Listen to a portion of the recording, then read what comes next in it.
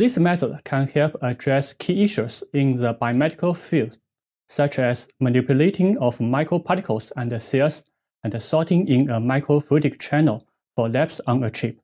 The main advantage of this technique is it can enhance the tunability of the conventional standing surface acoustic wave. Demonstrating the procedure will be Yannapol, a graduate student from my group. Begin with a mold for the microfluidic channel. This one is a negative tone photoresist pattern on a silicon wafer. More detail is provided by the photolithography pattern used to create it. Mix 10 parts PDMS with 1 part of elastomer base volume ratio. Degas the mixture in a vacuum oven for about 15 minutes.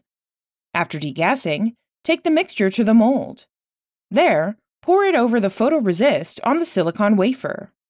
Now, degas the covered silicon wafer for another 15 minutes. After that, heat the wafer in an incubator to solidify the PDMS. When the PDMS is cooled, remove it from the wafer. The microfluidic channel is ready for the next steps in the protocol. Prepare a substrate for fabricating the transducers.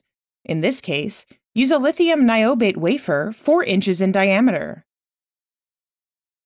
Add a spin coater, spin coat the wafer with positive photoresist. Then, use photolithography to pattern the photoresist with 20 150 nanometer strips and an aperture of 2 centimeters.